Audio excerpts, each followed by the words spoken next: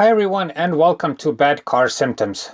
The ground connection on your car is immensely important for your car's electrical and electronic installation. It is the minus connection from the battery to the car body and to the engine. It is equally important as the positive connection from the battery. When it starts causing problems, here are some of the most common symptoms so you can recognize the problem on time. Stay tuned. Bad car symptoms. Weak cranking. The most obvious but also misleading symptom of a bad ground connection is weak cranking.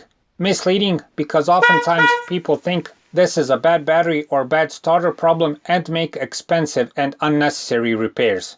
If the engine isn't grounded properly, the starter will not work as normal. Alternator problems.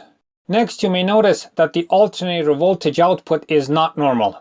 Usually, with a bad ground connection, it will be well under 14 volts and whatever you do, it will be this way. You will probably also notice the headlights flickering from time to time. Some of the appliances will not work properly. You may also notice that the appliances in the car start malfunctioning. For instance, the blower fan may work slower, the turn light may randomly not work, the taillights will work all at once, and so on. Freak electronic problems. Closely related to the previous symptoms are freak electronic problems or a combination of them. For instance, and this is just an example, you press the brake and the headlights come up. You turn on the lights and the wipers start working. A common cause of this is the numerous ground connections on the car body, which can become rusty, damaged, or loose over time.